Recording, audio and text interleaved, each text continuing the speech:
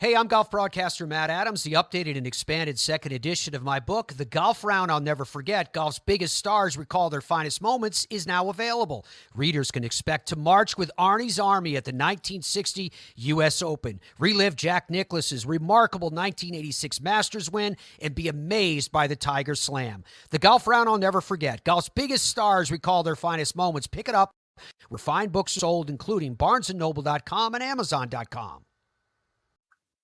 Welcome to Football is Family, a podcast dedicated to the fan and fan experience. My name is Jeremy McFarland, and I want to look at the positives behind what makes football so enjoyable to watch and follow. I want to know why you are a fan of your team, of a player, or an era of football.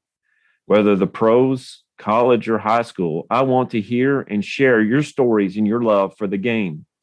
If you want to be part of this podcast, please message me on Twitter at Jeremy_McFarland or on Facebook at the Football is Family Facebook page. This podcast is part of the Sports History Network, your headquarters for the yesteryear of your favorite sport. You can learn more at sportshistorynetwork.com. I would like to welcome everybody back to the Football is Family podcast. And this week being Super Bowl week, I wanted to try to do an episode a day about the Super Bowl and about things that are related to Super Bowl yesterday. If you go back onto Football's Family, like and follow, give me a rating. Let me know where I can improve on. Let me know what I'm doing right. But yesterday's episode was on the top Super Bowl rings. I think I picked out 14 of them, and I gave reasons why. And I left a link in the description of the episode's description so you can find and look at the rings yourself. They're all great. Don't get me wrong, but I found 14 that me personally like better than the other ones. Today, I want to talk about individual Super Bowl performances and the top individual Super Bowl performances. And I'm not just talking about one thing or one event. With Mike Jones, even though he did tackle Kevin Dyson 1 yard short, that was an incredible event. Malcolm Butler intercepting Russell Wilson at the last second they should have ran the ball, but Malcolm Butler intercepting Russell Wilson to submit that Super Bowl is a great individual play. I am talking about overall in one game. And talking about how those players made a big difference in the game. And in particular, I'm talking about stats, and I'm talking about big situations. So let's start out.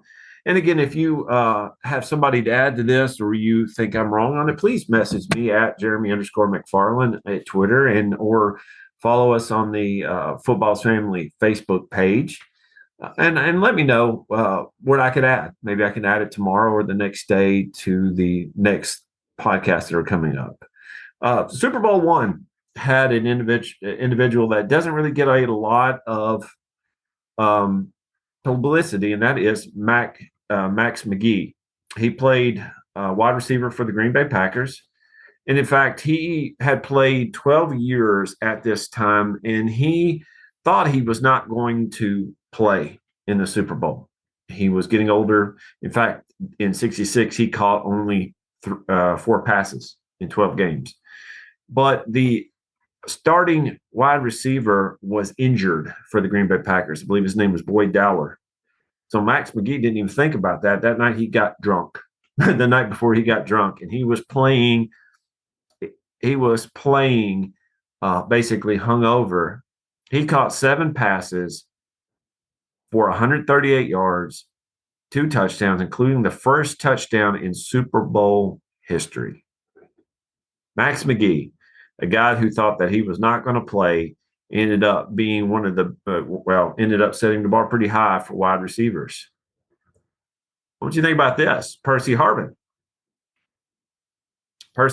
in the Super Bowl against the Broncos, the Seattle Seahawks versus the Broncos, only had the ball in his hands 4 times, but all of it added up to 137 yards. He ran the ball twice for 45 yards, caught a 5-yard pass, and returned a second-half kickoff 87 yards for a touchdown. Now, that is incredible. He made the most of 4 touches. Desmond Howard. How many of you remember Desmond Howard?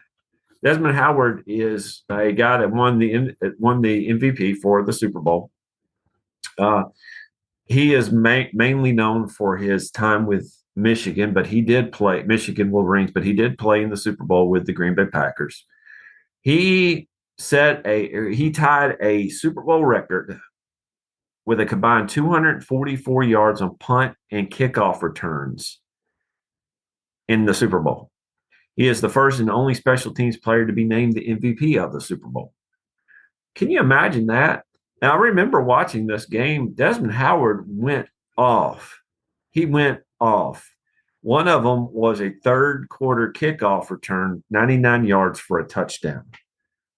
He made a scene in that game. He went off.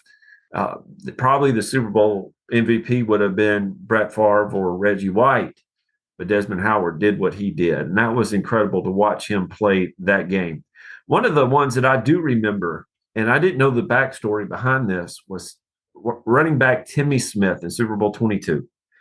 This is the first Super Bowl that I actually remember watching. I think I might have watched the one before that, but this right here was probably the one I remember watching. And I remember pulling. I didn't have a team in the game, but I picked the Broncos to win it, and they were winning up until the second quarter. And after that, the Washington Redskins behind Doug Williams. By the way, he had a great performance too, but most people don't really remember him compared to Timmy Smith. Timmy Smith kind of fell off the side of the world.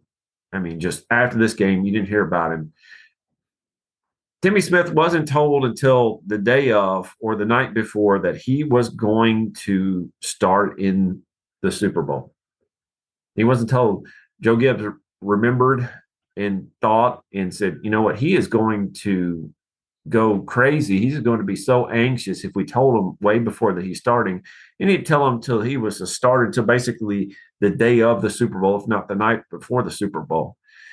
He ran the ball 22 times for a record 204 yards and 2 touchdowns. So much for jitters. 22 times for 204 yards and 2 touchdowns. That's incredible. During the regular season, this website I'm looking at here at bleacherreport.com says that he played only 7 games, rushed for a total of 126 yards on 29 attempts. But he ran for 204 yards in the Super Bowl. And I remember that. He did amazing. He absolutely did amazing. When you talk about performances, though, and again, this kind of hurts me to say this, most performances that we remember revolve around the quarterback. And the reason I say it hurt, I like Kurt Warner. I think he was a good quarterback. I think he was one of the better ones that we've ever seen. But the Super Bowl that we remember him from, he did play for Arizona, and they probably should have won that Super Bowl. But the one that we remember him most about is the one against the Titans in Super Bowl 34. The Titans pretty much kept their they kept the running game in check, even though they had Marshall Faulk. They kept the running game in check. What the Titans couldn't do is keep Kurt Warner in check. Listen to this. He ended up throwing for 414 yards in the Super Bowl and a pair of touchdowns. The last one, or the second touchdown, I should say, that he threw was a 73-yard touchdown throw to Isaac Bruce with 1:54 left on the clock. 414 yards. That's what made this team, and they call this the greatest show on turf. That's what made that particular St. Louis Rams team so insanely hard to guard against. You had Kurt Warner, who could do just about anything with the ball. You had Marshall Faulk, who was a magician. He could kick the ball. He could return kickoffs. He could return punts. He could catch out of the backfield. He could run. I mean, he's a Hall of Famer for a reason. You had Isaac Bruce and Torrey Holt. You had these guys that could do some great things. What do? If you went after Marshall Faulk, you left Kurt Warner to do what he does. If you go after Kurt Warner, you left Marshall Faulk to do what he does. What do? Titans did all right. I would say they did all right, considering the fact that they kept the Rams only to 23 points, but 414 yards. That's incredible. That's incredible. And by the way, when I was thinking of performances, I was thinking the best performance I ever saw was Prince in the Super Bowl halftime. But, that's a little different story. Prince and even Katy Perry had a pretty good performance too. That Justin Timberlake thing we could just forget about. But Prince probably had the best halftime performance. Of course, in my opinion, the best performance for the national anthem is Whitney Houston. Of course, she hit the nail on the head, how she sang it, and in the situation she sang it right during the beginning of the Gulf War. So that was absolutely beautiful. One of the performances that I do remember most, and I even had the jersey at home, is Terrell Davis's performance in Super Bowl 32. John Elway brought the Broncos pretty much by himself. He had some backup. Obviously, you can't do it by yourself. But if you want to say, how did the Broncos make it to 3 Super Bowls in the 80s? It was John Elway. Then he ran up against the Giants and Phil Simms and what he did. He ran up against Timmy Smith and Doug Williams and what they did. And then he ended up against Joe Montana and Jerry Rice and what they did. But once the Broncos drafted Terrell Davis out of Georgia and he got his start and started playing, they gave John Elway the key component that he was missing during the time that he was the starting quarterback for the Broncos. They gave him a running back that was consistent. In Super Bowl 32, he pretty much said that I'm not only consistent, but I'm one of the best players in the NFL. Listen to this. He had 157 yards on the ground rushing with 3 touchdowns. But one of the biggest, and he won MVP, and he deserved it too, but one of the biggest plays that he made was not even touching the ball. If you listen to a couple episodes ago with Kevin Bryant talked about how the Broncos figured out the down and distance from the end zone that the Green Bay Packers would blitz on. And they would blitz on it every time. And they basically told Terrell Davis that you have to be in the game and we're going to fake the ball to you. Terrell had a migraine. If you ever had a migraine, you know that you don't want to be touched or hit or talked to. It hurts. Mike Shanahan told him that we're going to fake the ball to you, but if you're not in there, they're not going to believe it. So what happened is Terrell Davis went out there, had the ball faked to him. They did a bootleg, and John Elway ran the ball in. If Terrell Davis wasn't out there, they wouldn't have believed that. So he sacrificed his body and his head because, like I said, if you ever had a migraine, you know they're not fun to get their score. Terrell Davis became one of my favorite players at this point. Of course, I liked him before because he was a good player. But at this point, when I realized just what he put on this line, he not only became one of my favorite players, became, to me, a great speaker for those of us who have migraines and people who don't believe that they're real. Well, Terrell Davis could tell you that they're absolutely real. You go on and you look at some other great performances. Jack Lambert in Super Bowl 14, even though the Rams lost, he had 14 tackles. Jack Lambert did not play for the Rams. I was thinking about somebody else. The Steelers, he was playing for the Steelers. He had 14 tackles and an interception in the fourth quarter. Jack Lambert, if you ever looked at some of the Steelers footage at that time, was one of the scariest looking dudes that you'll ever see in your life. 14 tackles. Good gracious. That's a game and a half for most people. Jack Lambert did that. One of my favorite runs, though, in the NFL Super Bowl history was in Super Bowl 18. Marcus Allen. Marcus Allen was one of the greatest running backs of all time. We don't always hear about him because the Raiders really didn't know what to do with him. They did him wrong. Al Davis did him wrong. Marcus Allen was a great runner and deserves all the credit that he had coming and did fine. did great. Bo Jackson was probably a better athlete, but Marcus Allen was probably a better pure runner than Bo Jackson was. In the Super Bowl, he had a basically reversed, he got handed off, went to the left, reverse course, and ran 74 yards for a touchdown. It was a beautiful run. He had 191 yards in that game with 2 touchdowns. Marcus Allen was an amazing runner, and especially in Super Bowl 18.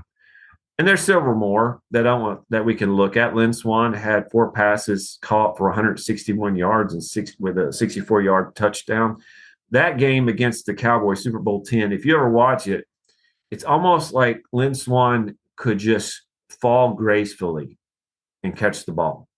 He could extend his body and look so graceful doing it.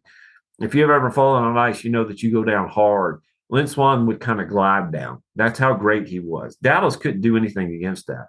I mean, Terry Bradshaw would basically throw the ball and know that Lynn Swann would catch it. And in that game, he caught enough to help basically win the game. And again, on this BleacherReport.com website that I'm looking at, they talk about several more, but I want to look at Jerry Rice. Of course, Jerry Rice had a great game in Super Bowl 23. I remember this particular game because Jerry Rice pretty much won the game for him, 11 catches for 215 yards. Just a beautifully played game against the Bengals. Most people think that Jerry Rice caught the last touchdown of the game. It was John Taylor. John Taylor caught that crossing route. But Joe Montana to Jerry Rice in this Super Bowl, 11 catches for 215 yards. John Riggins had a great game.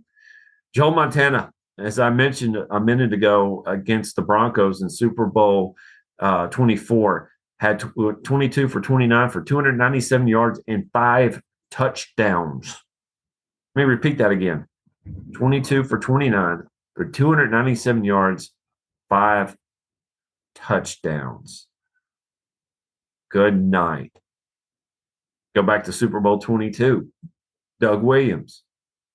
Doug Williams played on a hurt knee. Ended up throwing 4 touchdown passes, 356 yards in the second quarter alone. Whew. Good night. Good night. That was incredible. In that game, the Redskins, it says here, rolled up a Super Bowl record of 602 total yards. Broncos were a great team. The Redskins were that much better. One of the best games that we don't always think about, though, and I got 2 more, and I appreciate y'all's time today, and hopefully we'll see you tomorrow with more Super Bowl highlights, is Super Bowl 21. We don't really hear a lot about Phil Simms. When most people think about the Giants, they don't think about Phil Simms. They think about Lawrence Taylor, as they probably should, and Harry Carson. In Super Bowl 21, the Phil Simms led Giants won the game 39-20 against the Broncos. At the end of the day, Phil Simms finished the day with 22 out of 25 for 268 yards and 3 touchdowns. He had the highest gain percentage or highest percentage of passing in a Super Bowl with 88%. That is incredible.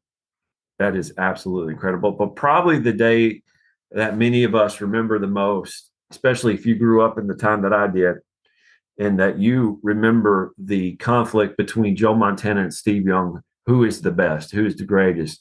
In my opinion, Joe Montana was a better passer and probably a better player, but all around runner, passer, player, it would have been Steve Young. Steve Young had those abilities that Joe Montana really didn't have. Not saying that Joe Montana was a bad player, but Steve Young had abilities that Joe Montana didn't have. And there was a conflict during the late 80s, early 90s of who will start for the 49ers. And many people said, well, why in the world would you do anything but Joe Montana? Well, Steve Young had his chance. Steve Young had his chance in Super Bowl 29. He finally made it to the Super Bowl. You know, he got beat a couple times in the playoffs. But I want you to listen to this. In the Super Bowl against the Chargers, they won 49-26. It was a blowout. It wasn't even that close. He completed 24 of 36 passes for 325 yards and a Super Bowl record 6 touchdown passes. He also rushed 5 times for 49 yards. Whew. Now, again, when we talk about the Super Bowl, it's a team effort. It absolutely is. But it's amazing to me that when you look at the team effort to get there, the cream, you know, as what was it? Randy Savage says, the cream rises to the top. Your best players tend to play out the best on this great stage. I mean, there's several more people that I could have mentioned. You know, what happened with Tom Brady against the Eagles and things like that. But these are some of the greatest players and the greatest performances in the Super Bowl.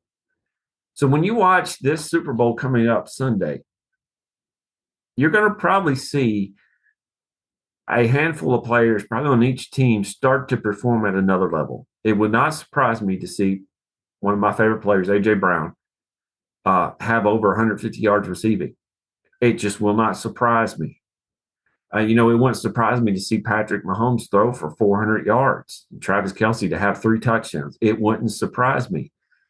All that being said, you don't want to rely on one person to win a game, because what could happen if they get hurt? But you're going to see the best players in your team, if you're an Eagles fan or a Chiefs fan, really rise up to the occasion. Everybody is running for that ring. Everybody is gunning for that ring. You're going to see the best players rise up. Thank you, and I will see you next time on the Football's Family Podcast. And we have a new sponsor here at the Footballers Family Podcast. It's Manscaped. Support for the Footballers Family Podcast is brought to you by Manscaped, who is the best in men's below-the-waist grooming. Manscaped offers precision-engineered tools for your family jewels. Manscaped recently launched the Ultimate Men's Hygiene Bundle, the Performance Package. Join over 5 million men worldwide who trusted Manscaped with this exclusive offer for you. 20% off and free worldwide shipping with code FAMILY at manscaped.com.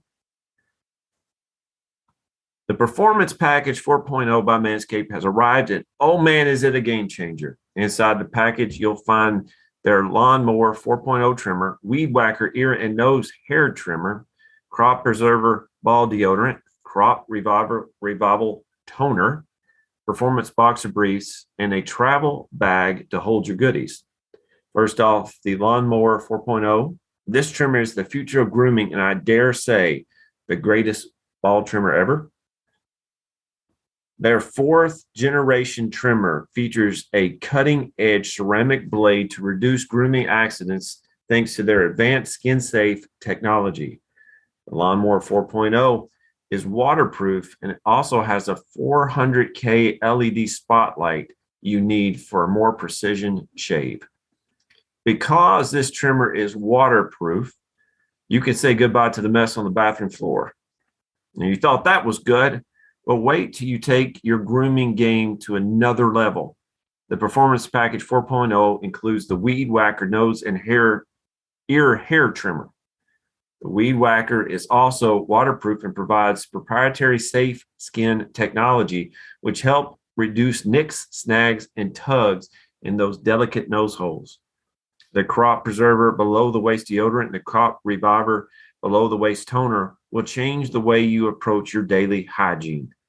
Manscaped even threw in 2 free gifts to the Performance Package 4.0, the Manscaped Boxers and the Shed Travel Bag. Bring your comfort and boxers to another level. It's time to take care of yourself. Go to manscaped.com and get 20% off plus free shipping with code FAMILY. That's get 20% off and free shipping with code FAMILY at manscaped.com.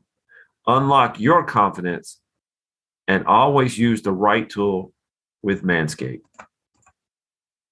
Hey there, sports history fan. This is Arnie Chapman, aka the Football History Dude, and I hope that you enjoyed this recent episode presented by the Sports History Network and were able to learn some good old-fashioned sports history knowledge nuggets. I started the Sports History Network back in 2020 with the mission to help podcasters find a community of like-minded sports history nerds, as well as helping aspiring podcasters to start their own shows. We have a little bit over 30 shows on the network right now covering all sorts of sports history, but as far as I'm concerned, we're just at the toothpick in the ocean moment, that can't even figure it out because there's so much more coming. We wanted to create the ultimate headquarters for sports yesteryear, starting with Podcast Network and our website, but we're going to continue to move into other mediums as well. And here's the cool part, because we want you to be part of our team. So if you're interested in starting your own podcast, or maybe being a guest on one of our shows, or who knows, maybe even writing an article for us over on the website. Seriously, all you gotta do is reach out to us on the contact page over at sportshistorynetwork.com. You can be as technologically savvy as a Neanderthal tapping on a stone trying to figure out this whole hieroglyphics thing back in the day. Again, it doesn't matter, because even if you don't understand the whole podcast space, we have a production team that can pretty much help you out with doing everything. All you gotta do, head over to sportshistorynetwork.com, head to the contact page, fill it out. That message goes right to me, and I'll reach out to you as soon as I can. But for now, dude, I'm through if you're through.